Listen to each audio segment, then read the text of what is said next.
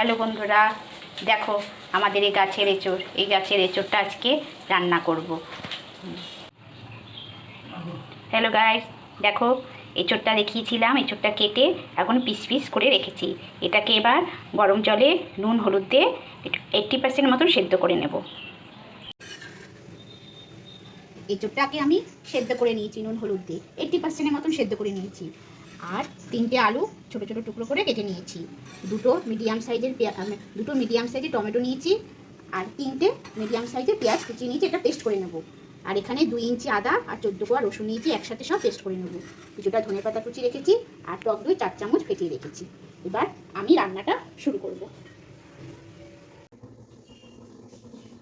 তেল গরম হয়ে গেছে, এবার এঁচোড়গুলো একটু ফ্রাই করে নেব, হালকা করে ফ্রাই করে নেব।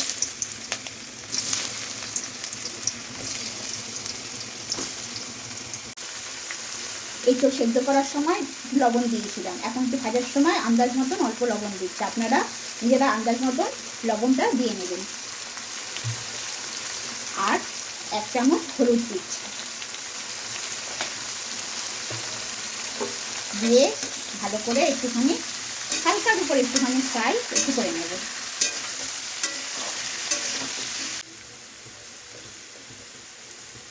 ভাজা হয়ে গেছে, এবার আমি ভাজাটাকে এবার তুলে নিচ্ছি।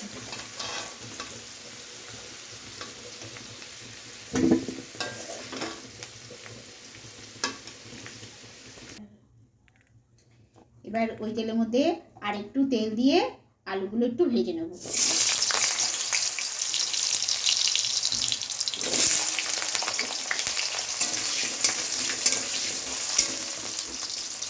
আলুটা লাল করে ভাজা হয়ে গেছে, এবার তুলে নিচ্ছি।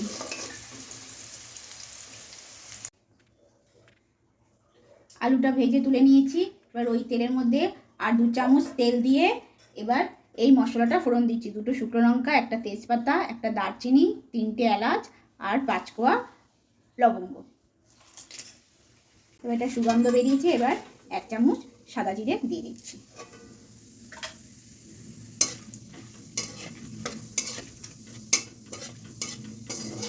এটাতে যখন সেন্টের গন্ধ বেরোবে একটু ভালো, তখন এবার পেঁয়াজ, আদা, রসুন, কাঁচা লঙ্কা পেস্ট করে রেখেছি, এটা এবার দিয়ে দেবো।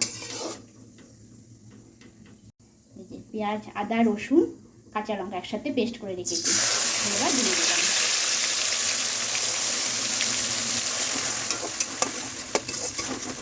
এটা কষাতে থাকবো যতক্ষণ না তেল না বেরোচ্ছে, ততক্ষণ এটা ভালো করে কষিয়ে যাব। এবার পেঁয়াজ, আদা, রসুনের কাঁচা গন্ধটা চলে গেছে, এবার 1 চামচ ধনের গুঁড়ো দিলাম, 1/2 চামচ জিরে গুঁড়ো দিলাম,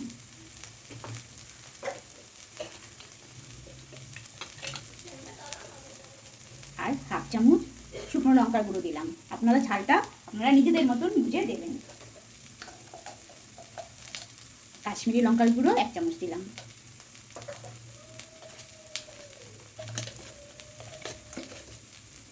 আর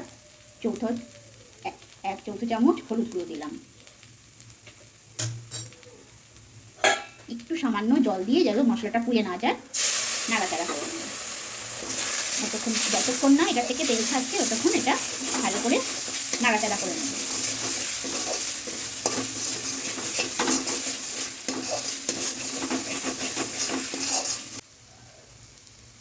তেল ছেড়ে এসছে, এবার 2টো টমেটো পেস্ট করে রেখেছিলাম, এটা আবার দিয়ে দিলাম।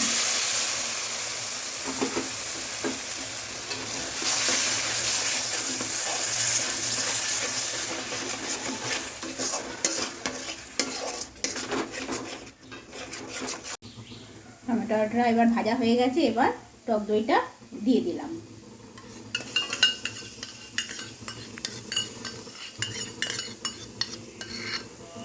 আঁচটাকে যখন টক দইটা দেবেন, আঁচটাকে একদম লোতে করে নেবেন, না হলে একেবারে তখন ফেটে গিয়ে তখন মশলাটা ফেটে যাবে।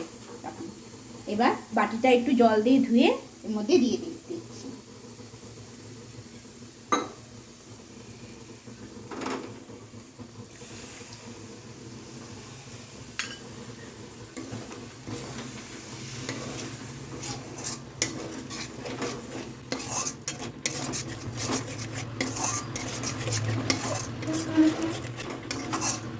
এবার আস্তে আস্তে লোতেই থাকবে, থেকে মশলাটার সাথে তরকারিটা পুরো ভালো করে মিশিয়ে দিতে হবে।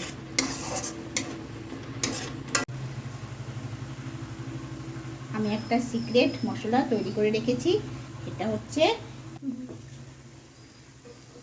একটা দারচিনি, একটুখানি জয়ফল জলদি আর 1 চামচ হচ্ছে ধনের গুঁড়ো। ধনেটাকে একটু ড্রাই রোস্ট করে সব একটু গুঁড়ো করে রেখেছি, এটাই দিয়ে দিলাম। এটা স্বাদটা অনেকটা বাড়িয়ে দেবে।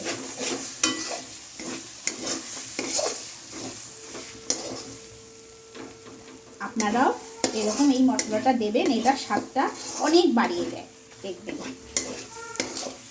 এবার নাড়াচাড়া করে এবার এঁচোড়টা আর আলুটা দিয়ে দেবো।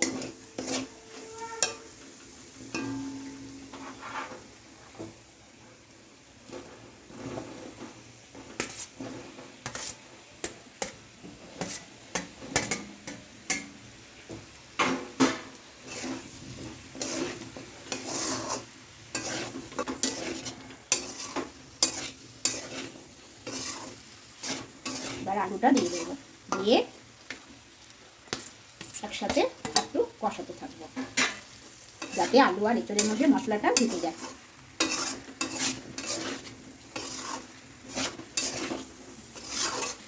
কষানো হয়ে গেছে, এবার আমি জল দিয়ে দিচ্ছি।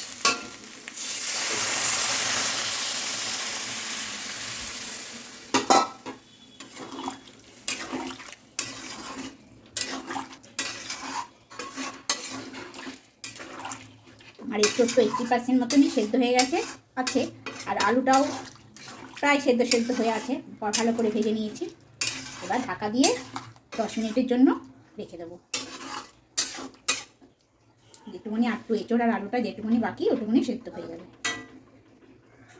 হয়ে গেছে, এবার 2টো কাঁচা লঙ্কা আমি দিয়ে দিলাম। একটু লবণটা কম হচ্ছে, স্বাদ মতন আর একটু লবণ একটু দিয়ে দিলাম। আর একটু এটাকে ব্যালেন্স করার জন্য আর 1/2 চামচ একটু চিনি দিয়ে দিলাম, এটা স্বাদটা আরও বাড়াবে। কিছুক্ষণ একটু নাড়াচাড়া করে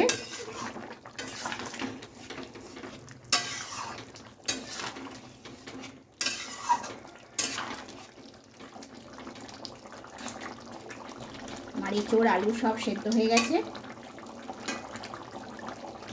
এবার একটুখানি ফুটলেই আমি একটু ঘি গরম মশলা দিয়ে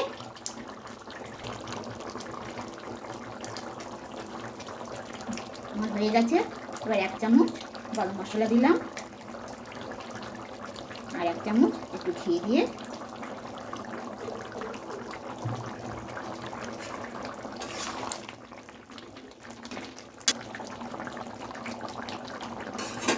নাড়াচাড়া করে এবার একটুখানি স্ট্যান্ডিং টাইমের জন্য রেখে দিচ্ছি কিছুক্ষণ, তারপরে পরিবেশন করে আপনাদের দেখাচ্ছি।